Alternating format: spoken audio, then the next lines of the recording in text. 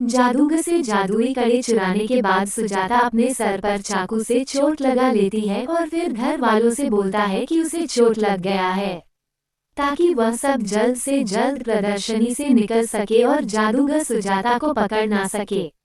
जब जादूगर अपने कमरे में जाता है, देखता है कि इसका बैग इधर उधर दिख रहा है, तब उसे कुछ शक होता है और वह देखता है कि उसका जादुई कड़ा गायब है। जादूगर को सुजाता के ऊपर तुरंत शक हो जाता है और वो उसको ढूंढने लगता है, मगर तब तक सुजाता अपने परिवार के साथ प्रदर्शनी से निकल चुकी होती है और जादूगर उसे पकड़ नहीं पाता। घर पहुंचकर दिव्यम सुजाता की मरहम पट्टी कहता है। फिर दादी आती है और बोलती हैं कि उन्होंने प्रदर्शनी में बहुत सारे प्राचीन कालीन एंटीक हार देखे हैं, इसलिए उन्होंने सोचा कि उनके पास बिल्कुल ऐसे ही हार है, वह राधिका और कले को दे दे। कले हार ले लेती है और राधिका हाथों के कंगन। सुजाता जब कंगन देखी है तो उसके दिमाग में ये प्लान आता है कि क्यों ना वह जादूगर के जादू लोहे के कंगन को सुनार को देखकर उसको बिल्कुल दादी के दिए हुए पुश्तैनी कंगन जैसा बनवा दे। राधिका और काली अपनी ज्वेलरी पहने जाते ही हैं कि सुजाता उन लोग को रोक देती है और बोलती है कि भगवान जी से कल सुबह आशीर्वाद लेकर ये तुम लोग पहनना।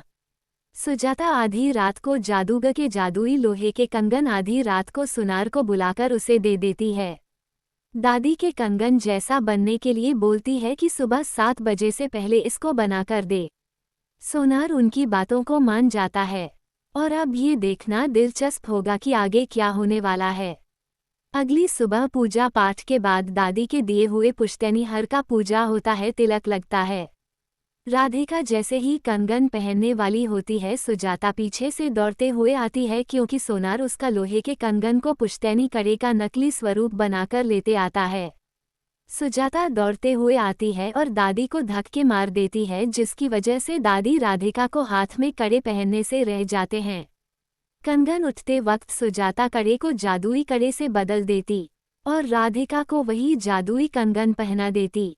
फिर जब राधिका, दिव्यम और लड्डू साथ होते तो सुजाता आकर बोलती कि कई दिन से घर में बहुत गलत हुआ। घर की सुख शांति के लिए माता रानी से मन्नत मांगी थी, लेकिन वह नहीं जा सकती क्योंकि उसकी तबीयत ठीक नहीं, इसलिए उसकी जगह राधिका दर्शन कर ले। दिव्यम साथ जाने को बोलता है, परंतु सुजाता बोलती है कि तुम्हारी कोई मीटिंग होगा, काम होगा, तुम रहने दो। राधिका पूजा करके आ जाएगी, ट्रेन से जाएगी, ट्रेन से वापस आ जाएगी शाम तक।